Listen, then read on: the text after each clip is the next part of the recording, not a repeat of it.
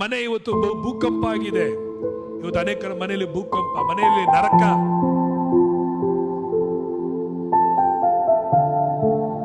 ಏನೋ ಹೊಂದಾಣಿಕೆ ಮಾಡ್ಕೊಂಡು ಹೋಗ್ತಾ ಇದೆ. ಜೀವನ ಹೆಂಗಿದೆ? ಜೀವನ ಹೆಂಗೋ ನಡೀತಾ ಇದೆ. ದೇವರು ನಿನ್ನ ಕುಟುಂಬವನ್ನ ಸರಿಪಡಿಸಬೇಕಾಗಿದ್ದಾನೆ. ಇಜಿಕೇನಿಗೆ ದೇವರು ಹೇಳಿದ್ರು, ಇಜಿಕೇನೆ ನಿನ್ನ ಮನೆ ವಿಷಯದ ವ್ಯವಸ್ಥೆ ಮಾಡು. ನಿನ್ನ ಹೆಂಡತಿಯೊಂದಿಗೆ ಸರಿ ಇಲ್ವಾ? ಹೆಂಡತಿಯೊಂದಿಗೆ ಸರಿಯಾಗಿ. ಹೆಣ್ಮಕ್ಳೇ, ನಿಮ್ಮ ಗಂಡನೊಂದಿಗೆ ಸರಿ ಇಲ್ವಾ? ಕರ್ತನ ಮೇಜು ತೆಗೆದುಕೊಳ್ಳೋದು ಮುಂಚೆವಾಗಿ ಗಂಡನೊಂದಿಗೆ ಕ್ಷಮಾಪಣೆ ಕೇಳು. ಹೆಂಡತಿಯೊಂದಿಗೆ ನಿನಗೆ ಅಸಮಾಧಾನವಾಗಿದೆಯಲ್ಲ, ಹೆಂಡತಿಯೊಂದಿಗೆ ಸಮಾಧಾನ ಮಾಡಿಕೋ, ಕ್ಷಮಾಪಣೆ ಕೇಳು.